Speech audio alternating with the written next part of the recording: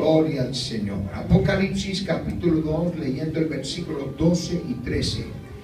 Y dice de la siguiente manera: y escribe al ángel de la iglesia en Pérgamo, el que tiene la espada aguda de dos filos, dice así: yo conozco tus obras y dónde moras, donde está el trono de Satanás. Y sobre eso vamos a hablar en esta noche. El trono de Satanás. Pero retienes mi nombre y no has negado mi fe, ni aun en los días en que Antipas, mi testigo fiel, fue muerto entre vosotros, donde mora Satanás. Aleluya. Gloria a Dios. Y de nuevo ese versículo 13 dice: yo conozco tus obras y dónde vives. O sea que Él sabe dónde vivimos. Amén.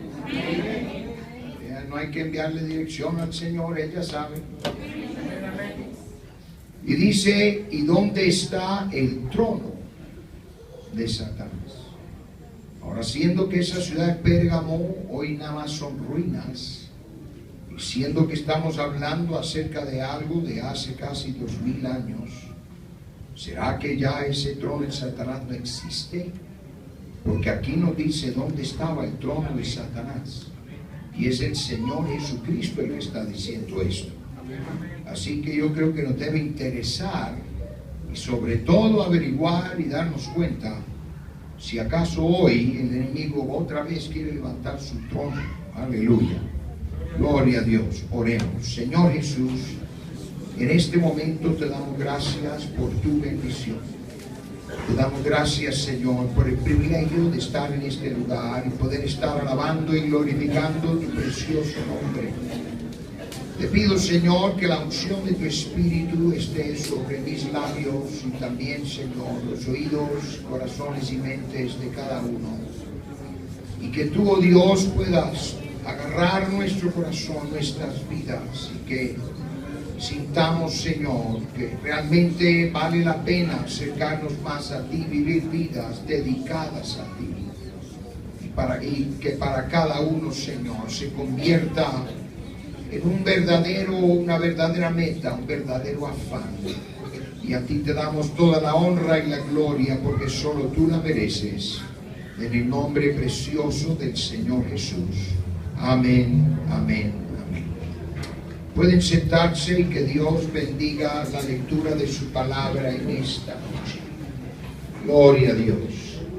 Y voy a estar predicando algo que precisamente hace algunos días, hablando con mi hijo Esteban, él me estaba mencionando varias cosas y reuniendo todo eso y yendo al estudio de la palabra y también en otras fuentes.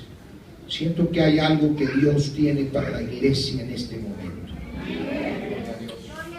Y cuando se abre el libro de Génesis, donde estaba Juan desterrado en la isla de Patmos, Jesús se le aparece, gloria al Señor. Jesús se le aparece a Juan en una manera increíble. ¿Cuántos dicen gloria a Dios? Cuando uno lee ese capítulo 1 de Juan, realmente Juan pues fue premiado por su fidelidad. Y el Señor Jesucristo se apareció a Juan en la isla de Patmos con un mensaje que era tan importante, de que Él quiso que ese mensaje se escribiera y fuera enviado a las 7 iglesias de Asia. Pero obviamente está en la Biblia no solo porque fue para ellos, sino que también es para nosotros hoy. Y cuando Dios deja algo en su palabra, no solo era para un periodo de tiempo de 10, 15, 20, 30 años, sino que obviamente es algo que Él siente que debe y va a ser de alguna manera de edificación para su iglesia en todo momento. ¿Cuántos dicen gloria a Dios? Él tenía mensaje para 7 iglesias en particular, y una de ellas era la iglesia de Pérgamo. Aleluya. Y esta ciudad era una ciudad originalmente griega, que eventualmente llegó a ser una ciudad romana, o sea, completamente absorbida por el imperio romano. La ciudad de Pérgamo era una ciudad que llegó a ser muy distinguida y se destacó a tal grado que llegó a ser considerada la capital para el Imperio Romano de toda Asia, lo que hoy conocemos como Asia Menor. Y esta antigua ciudad de Pérgamo se hallaba en lo que hoy es la ciudad moderna, hoy en día, de que se llama Bergama, en Turquía. Y allí esa ciudad que solamente está a 30 kilómetros del mar Egeo. Y los primitivos pobladores de esa ciudad fueron descendientes de los colonos griegos, pero también entre ellos hubo muchos judíos. Y desde temprano en su historia, los judíos fueron bondadosamente recibidos y muy bien tratados por los ciudadanos de la ciudad de Pérgamo, a tal grado que después de varias generaciones los judíos quedaron asimilados lo suficientemente que ellos empezaron a adoptar muchas costumbres griegas y aún ponerle nombres a sus hijos griegos, o sea, nombres griegos a sus hijos. Y eso pues casi siempre en esos casos demuestra una asimilación bastante fuerte. Y la línea de los reyes que llegaron a gobernar durante un largo tiempo de casi 300 años, que fue la línea de los reyes atalíos, inició en el año 241 antes de Cristo. Y ellos fueron buenos reyes y se dedicaron a adornar la ciudad y hacer que la ciudad fuera una ciudad muy bella, muy linda. Ellos se aseguraban de que todo edificio que se iba a construir siempre fuera algo que llamara la atención, que fuera sobresaliente. Y con el pasar del tiempo, por causa de sus hermosos edificios, llegó a ser la ciudad más maravillosa de todo el Oriente. Gloria a Dios. Incluso tenía una biblioteca con más de 200,000 libros. Que hoy en día tal vez una biblioteca con esa cantidad de libros o tomos todavía sería importante, pero más en aquel entonces. Los libros eran de pergamino y de allí se deriva el nombre que eventualmente afectó el tipo de papel que llegó a ser común para estar escribiendo los libros. Y en la ciudad de Pérgamo es donde ellos perfeccionaron el uso del pergamino a tal grado que, vuelvo a repetir, llegaron a ser famosos en ese aspecto también.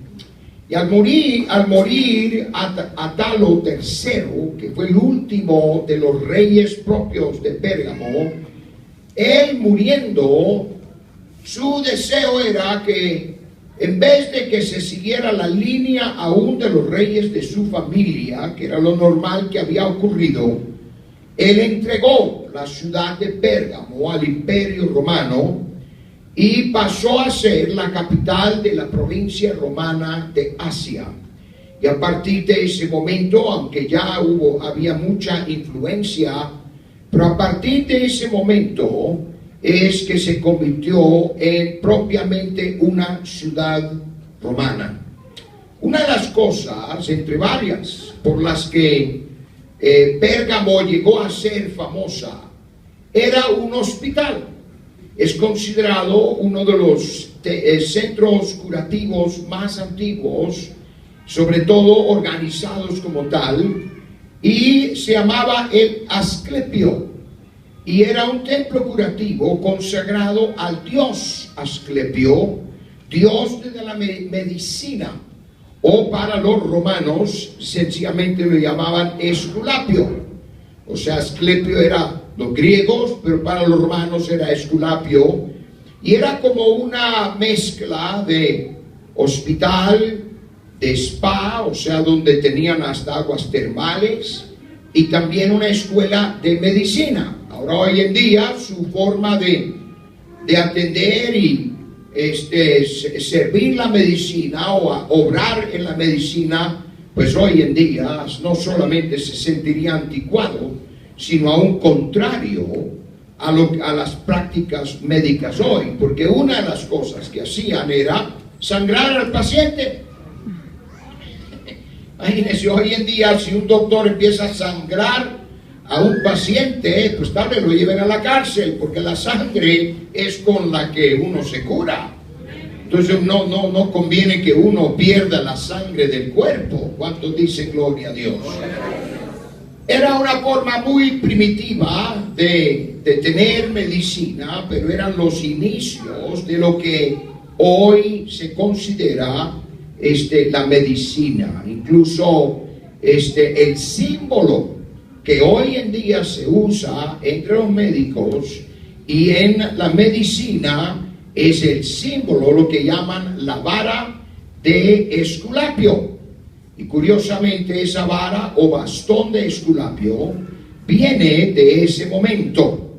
Y era un palo o dos palos con una serpiente o dos serpientes envueltas alrededor del palo, la vara o el bastón.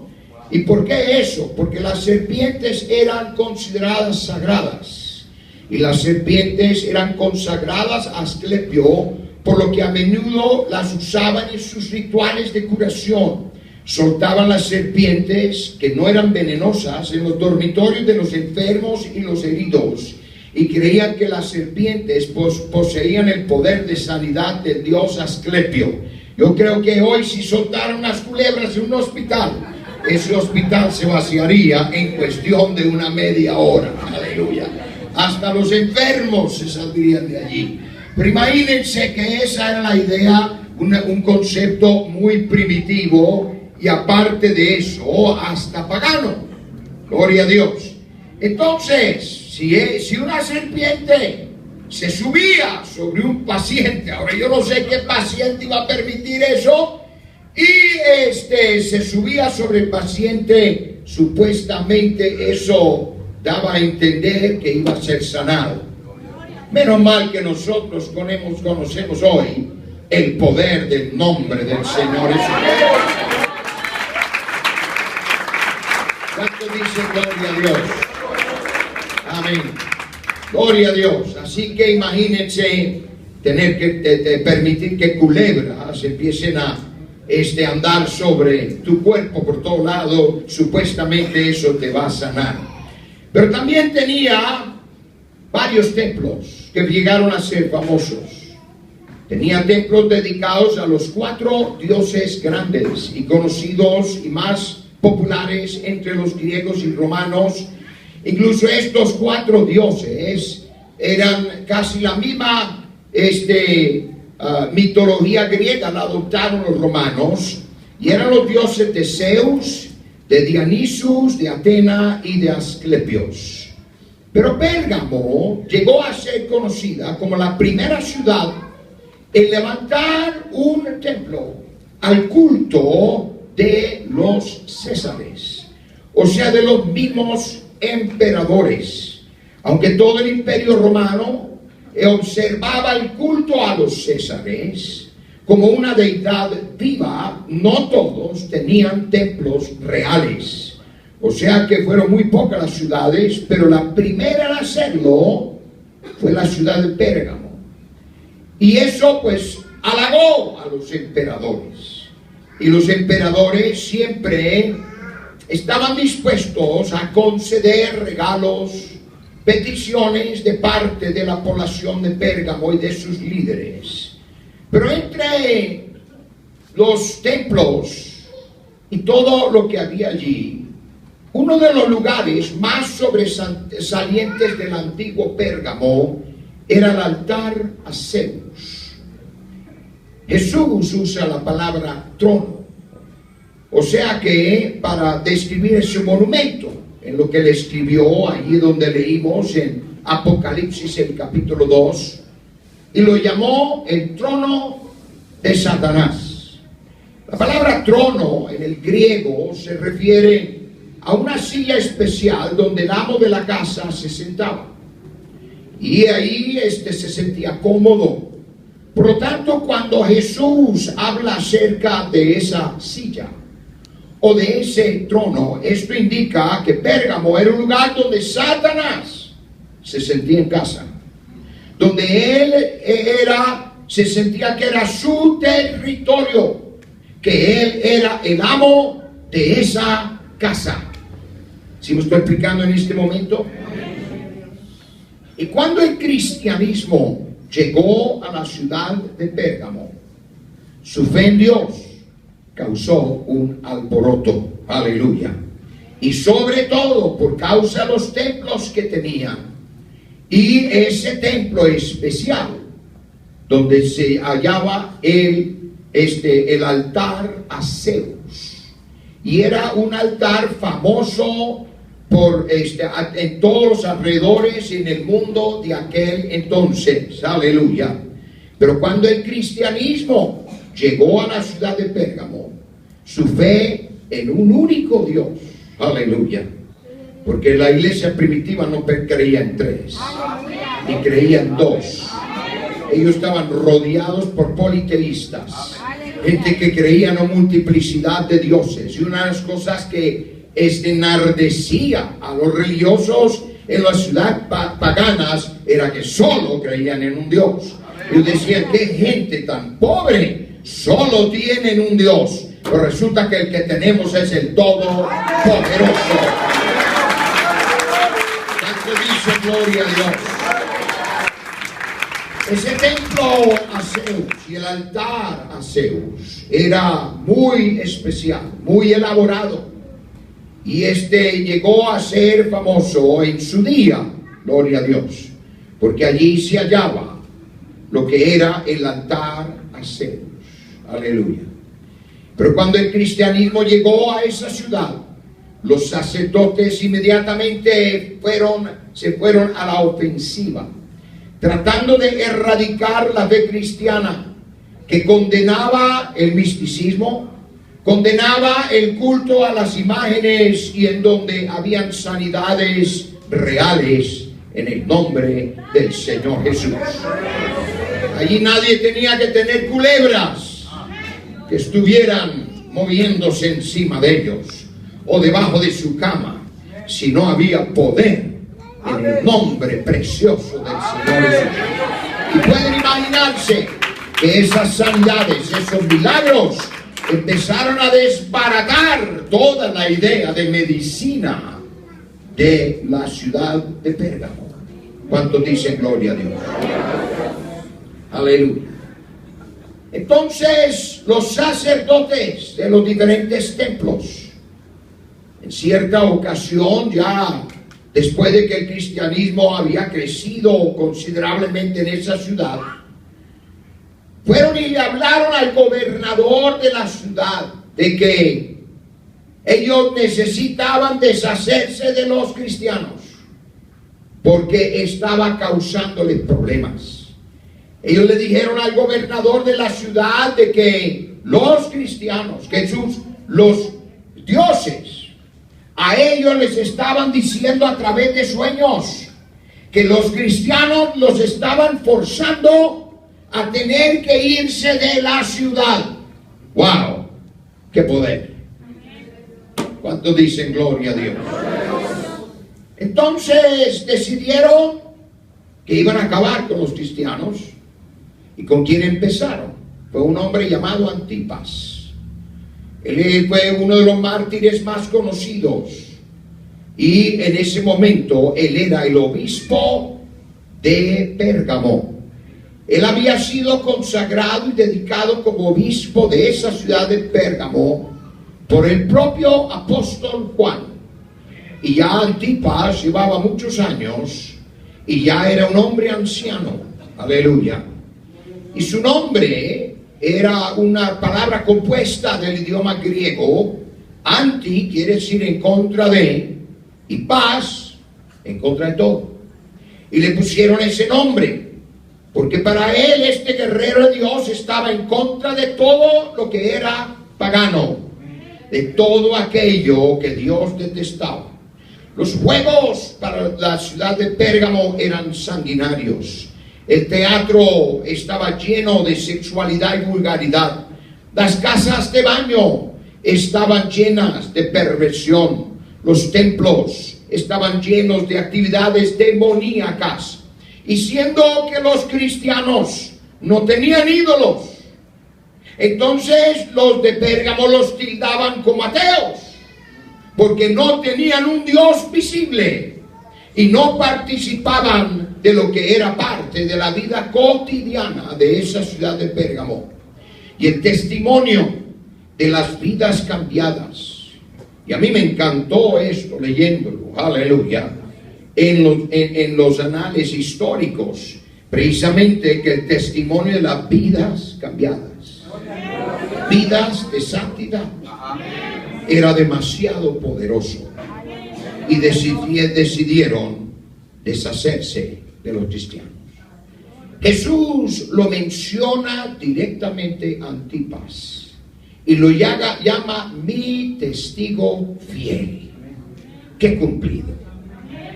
¿Cuántos dicen gloria a Dios? ¡Qué cumplido! Vuelvo a repetirle, él era el obispo de Pérgamo, ordenado directamente por el apóstol Juan.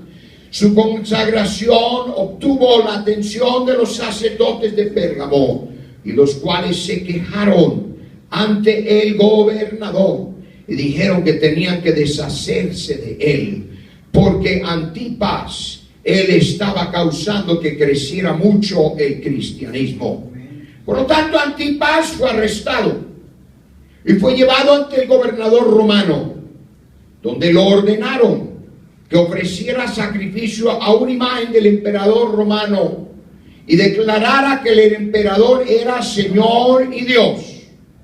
Y pueden imaginarse, Antipas rehusó hacerlo, diciendo que solamente hay un Dios y su nombre es Jesús. Y Antipas fue sentenciado a muerte. Gloria a Dios. Y esa sentencia a muerte fue sobre el altar de Zeus. No regresa, hermano, allí, un poquito ahí, gloria a Dios.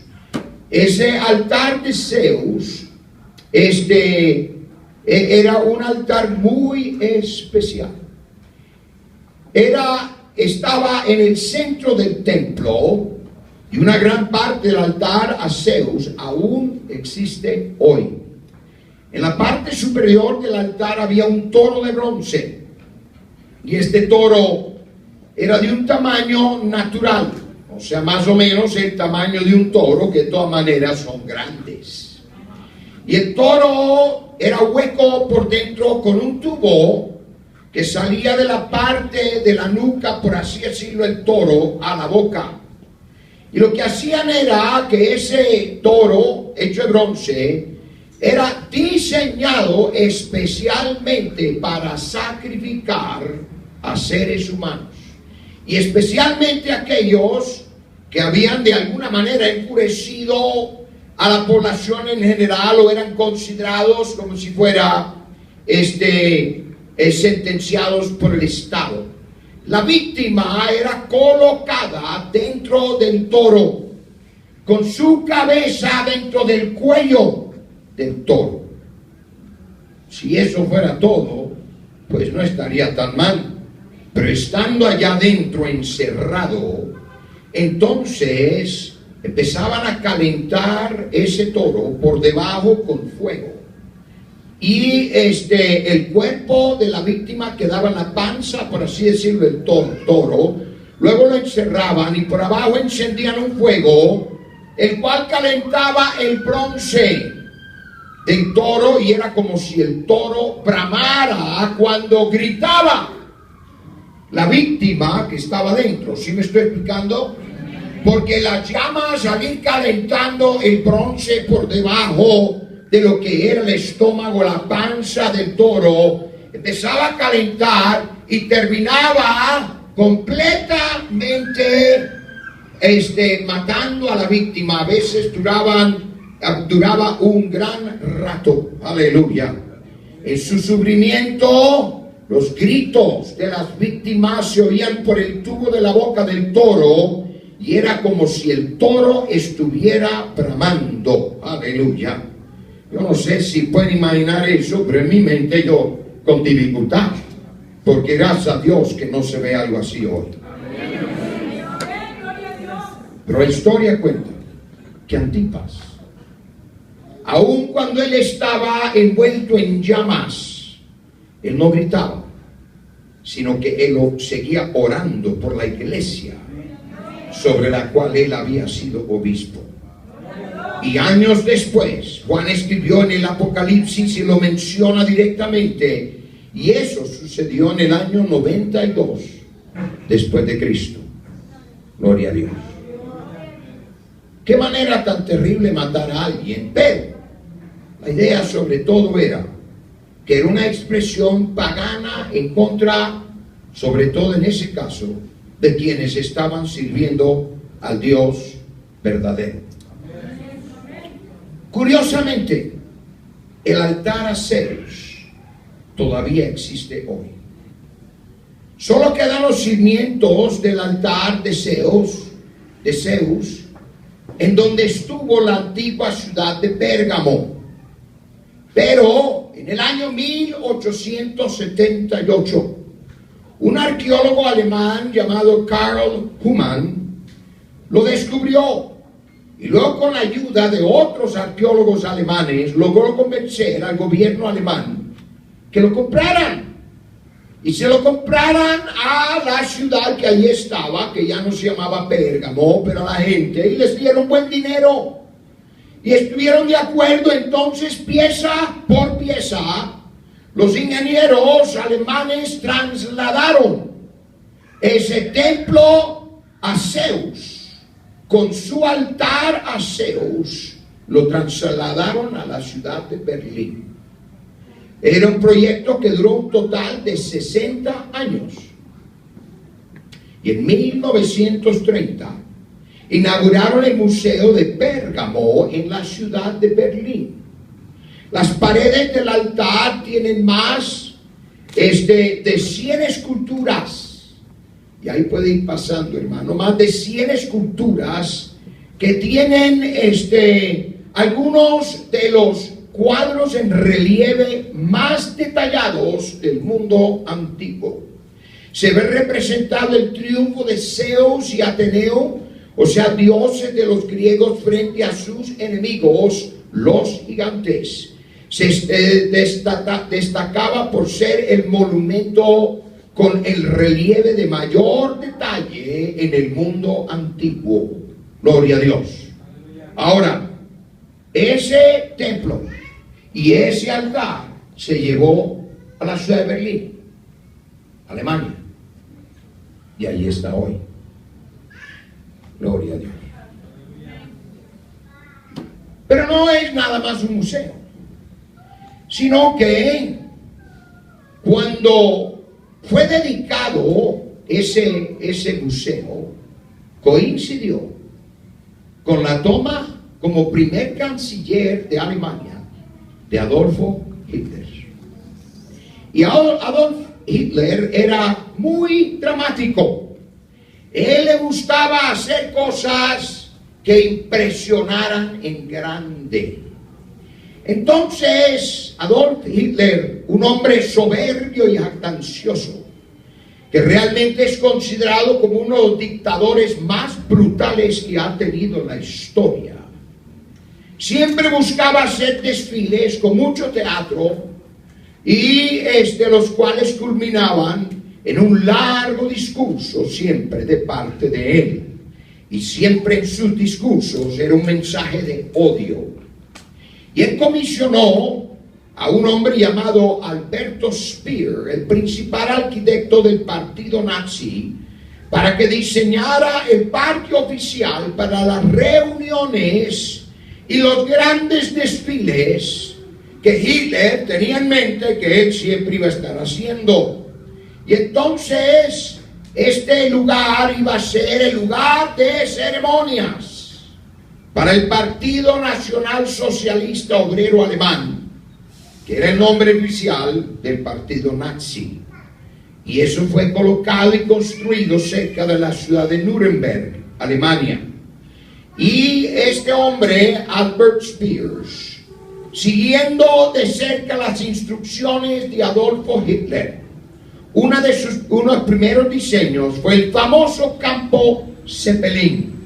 Incluso todos habrán visto en alguna toma, o en televisión, o en película, ese campo Zeppelin. Tal vez no lo reconozcan con ese nombre, pero ese campo servía como el campo de desfiles militares. Y esa enorme obra tenía capacidad para 340,000 personas y contaba con una tribuna inspirada por el altar de Pérgamo. Lo que hizo, él le dijo a este hombre, el arquitecto de los nazis, él dijo que hiciera una réplica exacta, solo que la hiciera muchas veces más grande, a una escala inmensa. Y en el centro de las graderías, donde el antiguo Pérgamo tenía colocado el toro de bronce, que era el altar de Zeus, pusieron el podio donde siempre hablaba Adolfo Hitler. Hitler insistía en hacer sus desfiles y celebraciones como regla general de noche. Una de las razones de eso era porque era difícil tomar fotos y era difícil poder llevar al enemigo. ¿Sí me estoy explicando? Pero también a él le gustaba hacer de noche, porque él hacía resaltar sus ceremonias siempre con efectos de luz. Miles de soldados nazis llevaban antorchas y junto con el cielo oscuro los discursos dramatizados de Hitler daban la sensación de temor, de poder y de misticismo. Gloria a Dios. Y con ello Hitler logró incitar a la nación más educada del mundo para que cometieran atrocidades contra la humanidad. Porque mucha gente hoy en día, y enfatizo eso, mucha gente hoy en día dice, no, es que la gente hace las cosas en ignorancia. Alemania era el país más educado del mundo. Era el país de donde se hablaba que venía toda la mejor información, educación que alguien podía tener. Si alguien quería ser un doctor reconocido, no iba a Estados Unidos, iba a Alemania. ¿Sí me estoy explicando aquí? O si quería ser un arquitecto, era Alemania. Todo era Alemania. Y hasta el día de hoy, la calidad de los alemanes todavía sigue siendo famosa, aunque en gran parte es en parte solo de la historia. Pero él logró incitar al pueblo alemán a eventualmente causar la Segunda Guerra Mundial, en la que murieron millones de seres humanos. El 15 de septiembre de 1935, solo 5 años después de haberse instalado, Adolf Hitler mandó a tener una ceremonia especial donde hubo más de 1 millón de personas.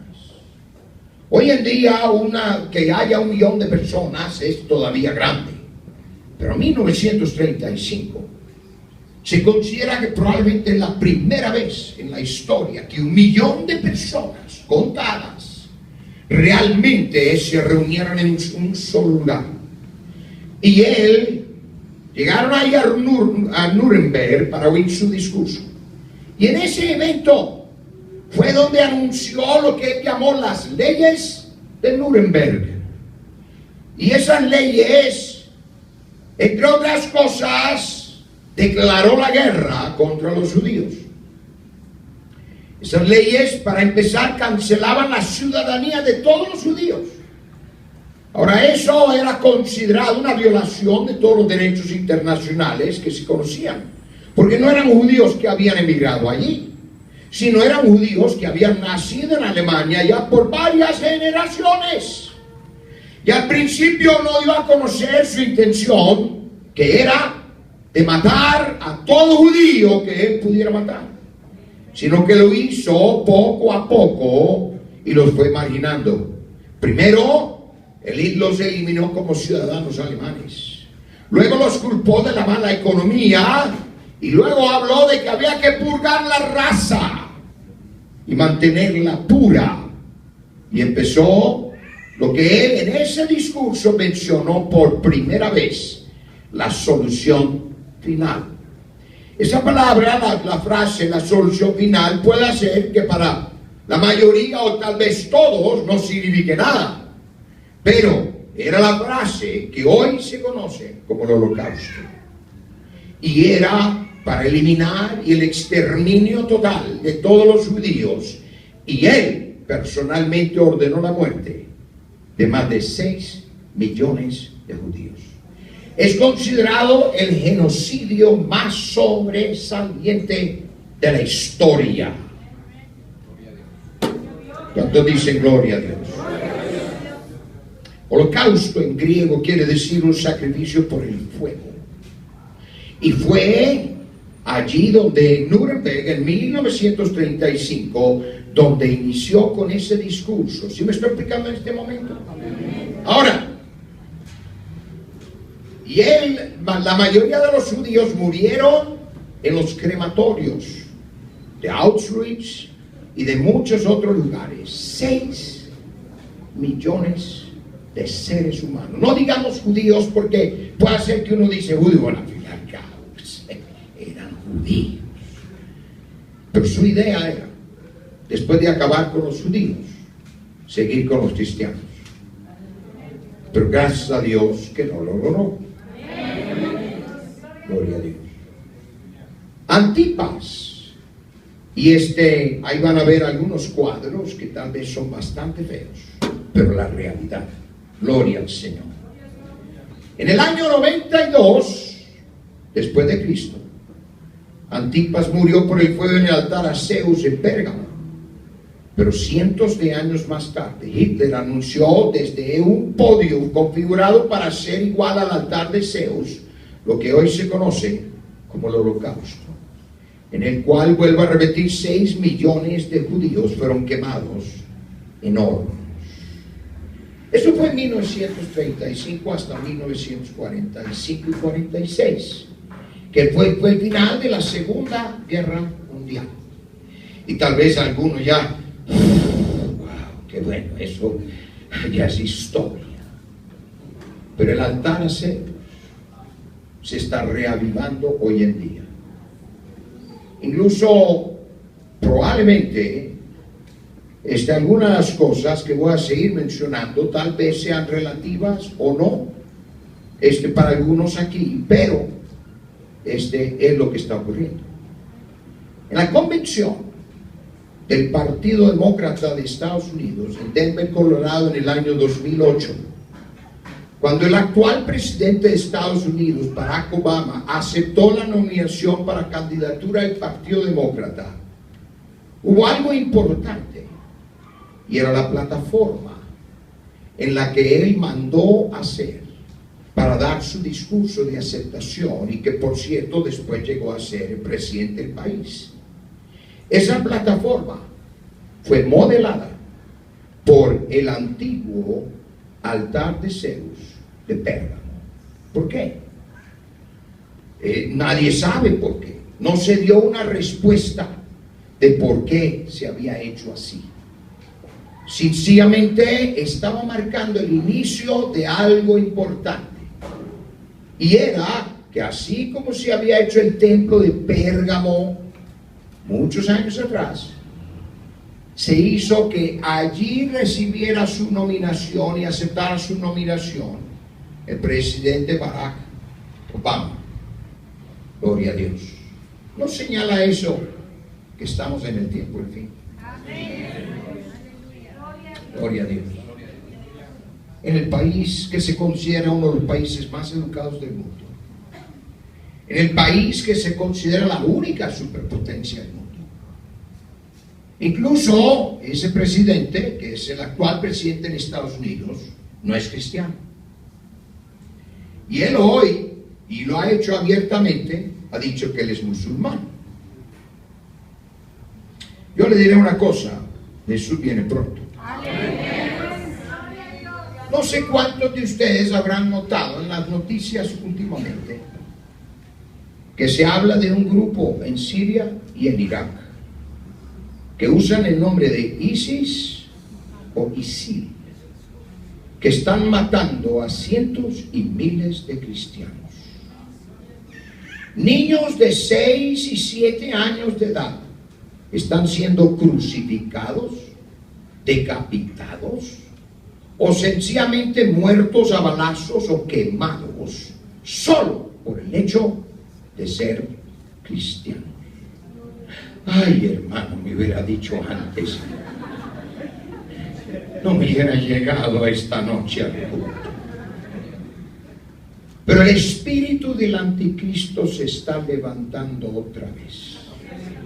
No es tiempo de acceder a la mundanalidad. Es tiempo para que, como Antipas, de buscar la presencia de Dios y resistir a los que traen la doctrina de Balaam y los nicolaitas y ser un testigo fiel. Ahora, yo no sé para dónde y hasta dónde Dios va a permitir ciertas cosas, porque a la vez yo estoy convencido que el avivamiento más grande y poderoso del cristianismo todavía está en el futuro. Un amén algo pobre, pero no me importa porque yo sé que va a ocurrir. Porque se avecina el momento crucial en esa batalla del bien y el mal, y no va a ganar el mal, porque el que tiene la victoria es el Señor Jesucristo.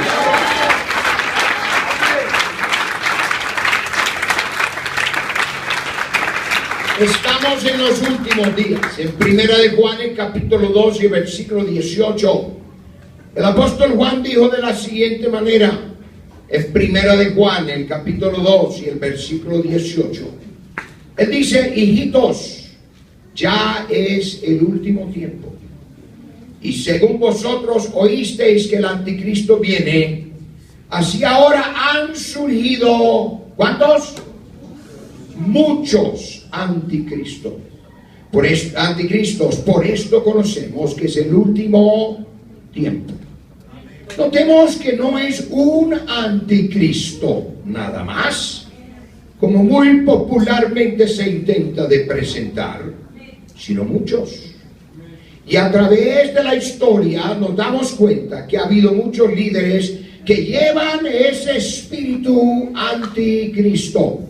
Se levantan contra todo lo que es de Dios, contra Jesucristo, y tienen un aborrecimiento contra el pueblo de Dios y también en contra del pueblo de Israel. Ahora yo no sé, a veces gente se hace antijudía y no saben por qué. Pues tome cuidado, porque ese es el espíritu del anticristo. O tal vez le contaron un montón de cosas y puede ser que no sean ciertas, pero es curioso por qué el mundo odia a un pueblo que qué le ha hecho a los demás. Yo dudo que haya alguien aquí que pueda decir: a mí un judío me hizo daño. Israel, hermano, hermana, es una nación pequeña, del tamaño del estado de Tlaxcala, de ese tamaño, es un pedacito de nada. Y si hay alguien de Tlaxcala aquí, por favor no se ofenda. No estoy diciendo que Tlaxcala no sea nada, pero en comparación al país de México, Tlaxcala es muy chiquito. Es el segundo estado más pequeño de la República Mexicana. E Israel es el tamaño, aproximadamente el estado de Tlaxcala tiene 11 millones de habitantes. No tiene ni la mitad de los habitantes de esta ciudad y mantiene al mundo en jaque. ¿Cómo puede ser? ¿Cómo puede ser? Por ejemplo, las noticias de esta ciudad que tiene 22 a 23 millones. Claro, aquí en México y para los mexicanos lo que pasa aquí es súper importante, ¿no es cierto? Pero salga de México y casi no va a oír nada de la Ciudad de México. Sí, de cuando en cuando, que es una de las mega ciudades del mundo, pero mucho más se oye de otras partes del mundo que de México. Aunque México, en mi opinión, deberían hablar más. Amén. Qué amén tan pobre. Pero imagínate, 11 millones de judíos. En un país el tamaño de Tlaxcala y casi no hay día que no haya noticias de ese lugar. ¿Por qué? Porque aunque el pueblo de Israel, y oiga bien lo que voy a decir, ya no es el pueblo de Dios, porque el pueblo de Dios somos nosotros. Dios no tiene dos pueblos, Él solo tiene un pueblo. ¿Cuánto dicen gloria a Dios? Y para que ellos hoy sean salvos, ellos no van a ser salvos porque nacieron siendo judíos. Ellos tienen que cumplir con el mismo Hechos 2:38.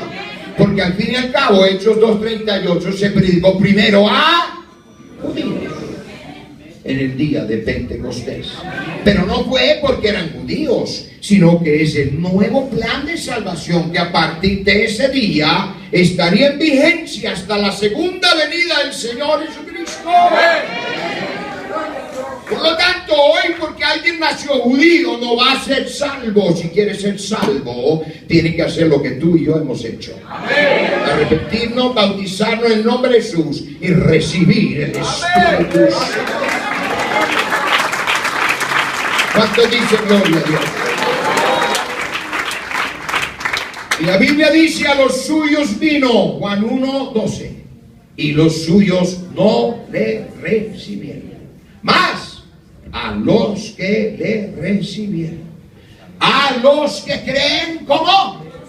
En su nombre.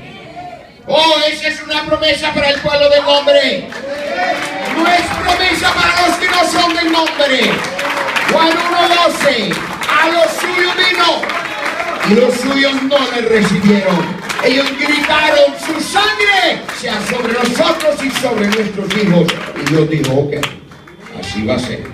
Y así será hasta la segunda venida del Señor Jesús. Y esa es una de las razones por las que ellos son tan perseguidos en el mundo. Pero dice: a los suyos vino y los suyos no le recibieron. Más a los que le recibieron, a los que creen en su nombre, les dio la potestad, o sea, el poder de ser hechos hijos de Dios. Para repetir, esa es una promesa exclusiva para el pueblo del nombre del Señor. ¿Cuántos dicen gloria a Dios? Pero se alegraron un poco. Pero que si te llevan al altar de ceros, que si te dicen: mire, si tú sigues insistiendo en este asunto que están hablando allí, te vamos a matar o te vamos a poner en un toro de hierro y vamos a empezar a calentar.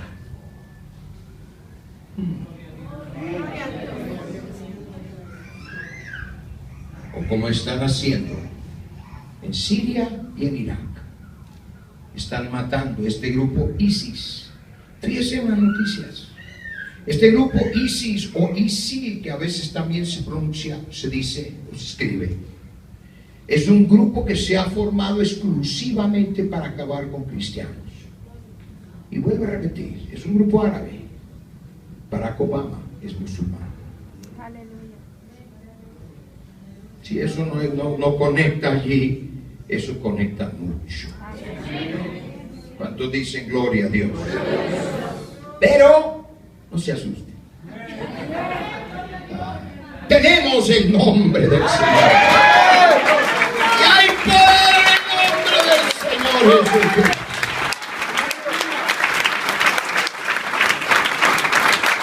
Y observemos en este mensaje que Jesús le da a Juan, para la iglesia en la ciudad de Pérgamo, él le dice, pero retienes mi nombre.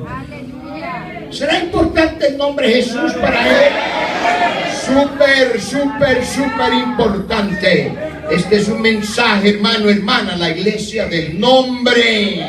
Obviamente lo del nombre era importante para la iglesia primitiva y obviamente también para el Señor Jesucristo. ¿Cuántos dicen gloria a Dios? Y luego también dice el Señor Jesús aquí escribiéndole a la iglesia de Pérgamo. Él dice, yo conozco tus obras y dónde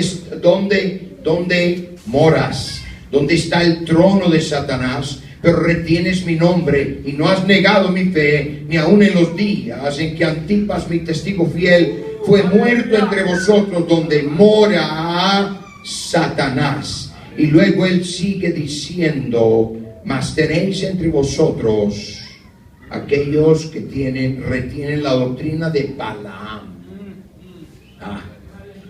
Voy a empezar a predicar recién ahorita. ¿Cuál era la doctrina de Balaam?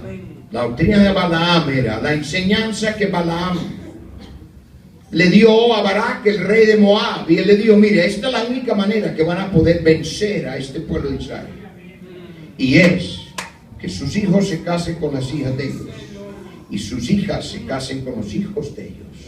Invítenos a sus fiestas, que todo es igual. Sencillamente mézclense con ellos y que ellos se mezclen con ustedes, y eventualmente van a perder su identidad.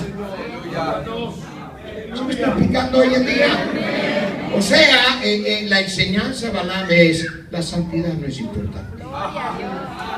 Asegúrate que tú te vistes y te miras y te ves igual que el mundo, porque al fin y al cabo pues debemos ser aceptados.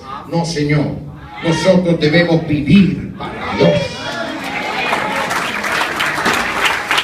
Esa doctrina es una doctrina de concesión, decir que no hay que vivir tan santamente y tan piadosamente. Y luego también menciona en la carta a Pérgamo los nicolaitas. ¿Quiénes eran los nicolaitas? Pues esa palabra viene de dos palabras griegas, nikos, que significa conquistar, y laos significa el pueblo. Tomados juntos quiere decir que el conquistador de los laicos es la doctrina de la concesión. O sea, de que no tenemos que prestar caso a líderes. Somos el pueblo y tenemos la autoridad final. En el mundo tal vez sí, pero en la iglesia hay un Dios, que Él está sobre la iglesia y todavía sigue estando, y Él decide quiénes son sus líderes. ¿Cuántos dicen gloria a Dios? Por lo tanto, vivir en Pérgamo era difícil. Y algunos decían, ¿por qué vivir de manera que sobresalimos tanto entre la gente? Mejor cambiamos algunas cosas para que no nos noten tanto. Eso es conceder. Y eso nunca nos lleva a un nivel más alto, sino que siempre nos conduce a un nivel más bajo. Al conceder en la santidad, tú pierdes el poder de Dios. Y pierdes el poder de Dios en tu vida y eres presa fácil del enemigo. Ya se hicieron más silencio. Pero yo noté que algunos empezaron a decir más amenes, mientras otros dejaron de decir amén.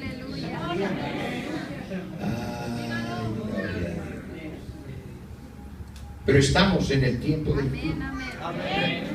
Y el mensaje que Dios envía a la iglesia de Pérgamo es que no debemos hacer concesiones con el mundo. Debemos vivir vidas separadas. No en comunidades, pero sí que nuestra vida refleje que nosotros servimos a un Dios a quien amamos. ¿Cuánto dicen gloria a Dios? En Santiago, el capítulo 4 y versículo 4.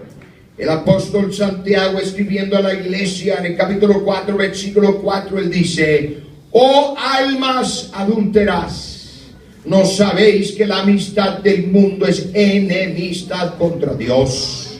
Cualquiera pues que quiera ser amigo del mundo se constituye enemigo de Dios. Yo no sé de ti, pero yo no quiero ser enemigo de Dios. Repito, yo no quiero ser enemigo de Dios. Yo quiero ser amigo de Dios. En Primera de Juan, el capítulo 2, su versículo 15 y 17, este anciano Juan está escribiéndole a la iglesia y él sabe que dentro de poco tiempo él ya no va a estar, pero él deja su huella bien marcada. Y él dice en Primera Juan 2, versículo 15 a 17, no améis al mundo, ni las cosas que están en el mundo. Si alguno ama al mundo, el amor del Padre no está en él. Porque todo lo que hay en el mundo, los deseos de la carne, los deseos de los ojos y la vanagloria de la vida, no proviene del Padre, sino del mundo. Y el mundo pasa y sus deseos, pero el que hace la voluntad de Dios permanece para siempre. Vamos a ponernos en pie. Vamos a seguir el ejemplo de aquel a quien Jesús llamó testigo fiel. Si Antipas tuvo que terminar dando su vida, yo te diré, lo más probable es que tú no tengas que dar tu vida de esa manera, gloria a Dios, pero sí tenemos que dar nuestra vida todos los días, diciendo, ya no vivo yo, mas Cristo vive en mí. Yo no sé, pero yo siento un deseo de amar a Dios más que nunca. Y lo que entonamos, hermano Chapet, ese canto.